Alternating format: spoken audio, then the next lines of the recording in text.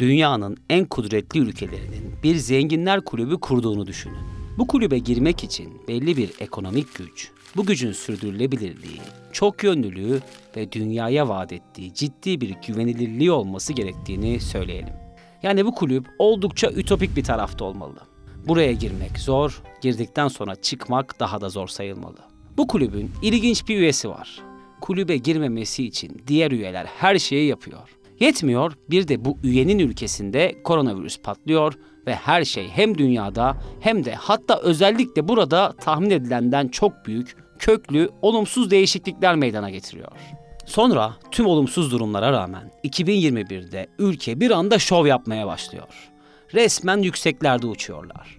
Onlarca yıllık istikrarlı büyüme ülkeyi bazı konularda Amerika Birleşik Devletleri'nden daha büyük bir ekonomiyle oynayan süper bir güce dönüştürüyor. Sanırım anladınız. Çin'den bahsediyorum. Ancak bu şatafatlı dönem ciddi bir biçimde sona gelmiş durumda. Covid'e karşı agresif bir tepki veren ülkenin güncel durumu herkes tarafından tökezleme olarak değerlendiriliyor. Hatta Çin şu an deflasyon yaşıyor. İhracatı büyük ölçüde düştü.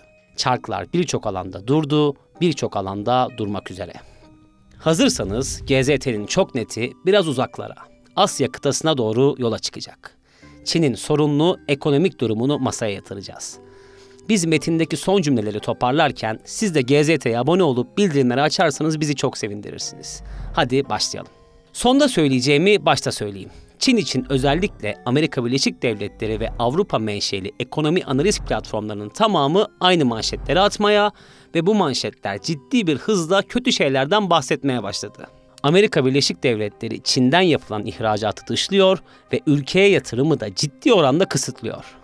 Yani Çin'in en iyi müşterisi ve en büyük rakibiyle ticareti bu yılın Temmuz ayında Haziran'a göre 5'te 1 oranda, Ağustos ayında ise Haziran'a oranla 7'de 1 oranında küçüldü. Gelin biz önce bu meseleyi detaylandıralım. Ağustos 2023'teyiz. Amerika Birleşik Devletleri Başkanı Joe Biden, yüksek teknoloji alanında Çin'e yapılan yatırımları engellemek ve düzenlemek için resmi bir başkanlık kararnamesi imzaladı. Beyaz Saray tarafından belirli alanların hedeflendiği açıklamasıyla duyurulan bu hareket, aynı zamanda dünyanın en büyük iki gücü arasında yoğunlaşarak büyüyen rekabeti de ciddi anlamda yansıtıyordu. Kararnameye büyüteç tutalım. Gelişmiş tüm bilgisayar çipleri, mikroelektronik parçalar, kuantum bilgi teknolojileri ve yapay zeka merkezde. Üstelik Amerika Birleşik Devletleri bu konuda kötü bir şöhret edinmemek adına durumun ekonomiyle değil, güvenlikle alakalı olduğunu söylüyor. Bu bana inanın basit bir rekabet yaptırımının çok daha ötesinde bir durum. Şimdi resmi verilerden bahsettiğimde haklısın diyeceğinize eminim. Amerika Birleşik Devletleri Ticaret Bakanlığı'nın resmi açıklamalarına göz atalım. Bu veriler dünyanın en büyük iki ekonomisi arasındaki mal ticaretinin 2022'de 690,6 milyar dolar olduğunu söylüyor. Amerika Birleşik Devletleri'nin Çin'den mal ithalatı ise tek başına 536,7 milyar dolar. Evet, bu yalnızca bir yıllık tutar. Yani dünyanın birçok ülkesindeki ekonomik sorunları yarısıyla bile düzeltebilecek bu miktar, Amerika Birleşik Devletleri yaptırımları dolayısıyla Çin'in hesap defterinden silinebilir. Çin bu konuda yaşadığı endişeyi resmi bir dille ifade etmese de yapılan hemen her resmi açıklama bir sorun beklentisinin altını çizmiş oluyor. Hatta Çin, Amerika Birleşik Devletleri'nin bu tavırlarına mütekabiliyet bile geliştirdi. Çin hükümetinin ticaret politikaları danışmanı kendilerine yapılanın ekonomik bir darbe denemesi olduğunu ve ülkesinin de yarı iletken yapımında kullanılan metaller üzerindeki kontrolleri artırarak ABD'nin işini zorlaştırabileceklerini ifade etti. Hatta sanırım az önce dediğim biraz hafif kaldı. Adam Amerika Birleşik Devletleri'ni resmen tehdit etti. Çünkü ABD'nin adımları Çin için ciddi bir felaket habercisinden farksızdı. Hindistan'a denkleme katarak Çin'e resmen seni zor günler bekliyor denmişti. Apple'ın iPhone telefonların üretimini ciddi biçimde Hindistan'a kaydırma ve özellikle yeni modele dair tüm parçaların üretimini burada yapma kararı bile Çin'in başının ağrımasına yetmişti. Neyse, işin Amerika Birleşik Devletleri boyutunun üstünden çok net biçimde geçtiğimizi düşünüyorum. Şimdi diğer gerçeklere bakalım. Peterson Uluslararası Ekonomi Enstitüsü Başkanı Adam Paulson, Çin'in durumunu şöyle özetlemiş. Onlar ekonomik olarak oldukça uzun süre devam eden Covid'den muzdarip oldu. Ama bence durum sadece Covid'den ibaret değil. Sorunlar sistematik ve temelinde de Çin'in çeşitli şekillerde özel tüketimi bastırması yatıyor. Paulson'un söylediklerinin net bir özet olduğu neredeyse kesin. 2010'lu yıllarda Çin teknolojisi büyük ölçüde Batı teknolojisini yakalamıştı ve yılda yaklaşık %10'a kadar bir oranda büyüyebiliyordu. O dönemki fırsatı bir düşünün. Sermayeden yararlanmak, teknolojik standardı yakalamış, istikrarlı büyüyen bir ülke için ne kadar mümkün bir hale gelmişti. Ancak Çin zenginleşmeye başladıkça hızlı üretkenlikleri ciddi biçimde sınırlanmış oldu. Çalışma çağındaki nüfus artışı sık sık durdu ve durmadıysa da çoğu zaman azalmaya gitti. Bu tabii büyümeyi hemen yavaşlattı. Bir önceki bölümde bahsettiğimiz Amerika Birleşik Devletleri gibi bir süper gücün zarar verme yeteneğini azaltma denemeleri birçok Çinli yatırımcıyı tehdit etmeye ve bu tehdit dolayısıyla risk değerlendirmelerini daha sorunlu hale getirmeye devam ediyor. Çin'in yaşadığı büyük problemlerden biri ise emlak alanında karşımıza çıkıyor. Son 8 yılda ülkenin gayri safi yurt içi hasılasının %20'den fazlasını yönlendiren emlak sektörü sarsılmış durumda. Yine gayri safi yurt içi hasılanın %16'sı kadar bir borcu üzerinde bulunan emlak yatırımcıları vergi yükümlülüklerini çalışanlara, sektöre vaat ettiklerini yerine getirmek için resmen mücadele ediyor. Hatta iki büyük şirketi de örnek verebilirim. Country Garden ve Sino-Ocean. İki şirket de tahvil ödemelerini kaçırdı ve tarihlerinde ilk kez ciddi bir ekonomik sorunla burun buruna geldi. Hadi buna da dönemsel diyelim ve çözülebilir bir sorun olarak işaretleyelim. Ancak Joe Biden'ın da değindiği ve bence de haklı olduğu bir mesele daha var. Çin'in yaşlanan işçileri ve iş bulamayan gençleri Çin ekonomisini saatli bir bombaya dönüştürüyor. İçeriğin başında sözünü ettiğim duran çarkların en büyük gerekçesi de bu. Çin Devlet Başkanı Xi Jinping'in fazlaca müdahaleci tavrı bile bu gerçekliği değiştirmek için yeterli değil. Çok sayıda analist, Çin'in uzun vadede borç, deflasyon ve demografik olumsuz değişimin bir kombinasyonu olan Lehman Ağını ile karşı karşıya kalacağı konusunda endişeli. Deflasyonu ve Lehman Ağını açıklamak istiyorum. Deflasyon sözlük anlamıyla piyasadaki fiyatların belirli bir zaman aralığında sürekli düşüş göstermesi olarak tanımlanabilir. Çin'de 2 yılın ardından Temmuz 2023'te ilk kez düşen fiyatlar ülke ekonomisine dair en büyük endişenin birinci sebebi konumunda.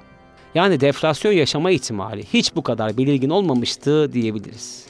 Lehman Ağını aslında yaşanan büyük bir batıştan ismini alıyor. Amerika Birleşik Devletleri merkezli yatırım bankası Lehman Brothers'ın 2008'de batarak 2011 ve 2012'de dünya genelinde yaşanan ekonomik krizi tetiklemesi, Çin'deki bankalar ve şirketler için düşünüldüğünde oldukça uygun bir örnek olarak değerlendiriliyor. Çin'e dair çalışan ekonomi ve siyaset analistlerinin birçok yorumu da not defterine yazılacak kadar ciddi referanslar içeriyor. Morgan Stanley'nin notlarına bakalım. Onlara göre 2010'dan 2020'ye kadar Çin şehirlerine 140 milyondan daha fazla sayıda konut eklendi. Hatta sadece 3 yıl içerisinde tüm İngiltere'yi otoparka dönüştürebilecek kadar çimento üretildi. Yine farklı bir araştırma şirketi olan Rose Alea Yao'nun hesaplamalarına göre Çin'de kişi başına düşen yaşam alanı miktarı sıkışık bir 27 metrekareden, yani Avrupa'nın doğu yarısı kadar büyük bir büyüklükten bahsediyorum, daha rahat bir 35 metrekareye yükseldi. Çin'in sahip olduğu konut mülkü 2019'un sonunda 30 trilyon doların üstünde değere sahip, dünyanın en büyük varlık sınıflarından biri haline geldi. Tüm bu bilgileri bir kenara koyup mevcut duruma baktığımızda Çin mucizesinin bittiğini, en azından ekonomik anlamda bitişe doğru sürüklendiğini söylemekten geri duramayız. Ekonomisi olgunlaşan ancak iş gücü sorunları yaşayan ülke için yeni bir sistem ve doğru bir revizyon yaklaşımı şart görünüyor. Size bir şey söyleyeyim mi? Çin halkını ekonomik anlamda en çok üzen detaylardan biri ise bir hayal kırıklığı üzerinden karşımıza çıkıyor. Çünkü ülkenin sıfır Covid politikası geçtiğimiz yıla damga vururken herkesin beklentisi politika sona erdiğinde işlerin rayına oturacağı yönündeydi. Bu tabii gerçekleşmedi. Çin'in yeniden açılması mal ve hizmetlere yönelik bastırılmış talebi bir anda serbest bıraktı. Ayrıca birikmiş ihracat siparişleri temizlenmiş oldu ve Çin'in daha pahalı şehirlerinde bir ev satın alma telaşına resmen izin verildi. Bazı özel sektör ekonomistleri yıl için büyüme tahminlerini %6'ya yükseltti. Ancak söz konusu harcama çılgınlığı Çin'in umduğundan çok daha kısa sürdü.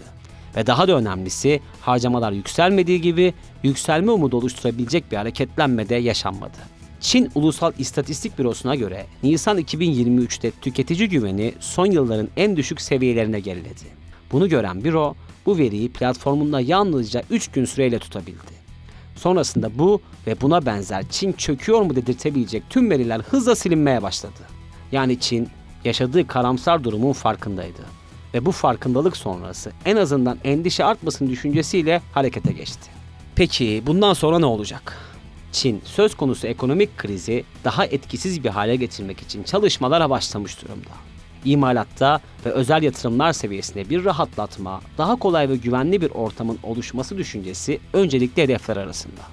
Dayanıklı tüketim mallarına yapılan zayıf harcamalar, mobilya ve beyaz eşya ihtiyaçlarını düşüren emlak piyasası sorunları ise içerikte de defalarca ve detaylıca anlattığımız gibi çözülmesi gereken ilk sorun olarak masaya yerleştirildi. Yani Çin, emlak problemlerinin büyük ölçüde halledilmesi sonrası krizin en azından güçsüzleşeceği düşüncesini paylaşıyor. Evet, girişte de bahsettiğimiz gibi Zenginler Kulübü'ndeki yerini hiç düşmeyecek biçimde sabitlemesi beklenen Çin, tarihin en büyük çıkmazlarından birine sürüklenmiş durumda. Ülkede ihracat çarkları özellikle çalışan kesimin demografik özellikleri üzerinden ciddi bir sorunla karşı karşıya.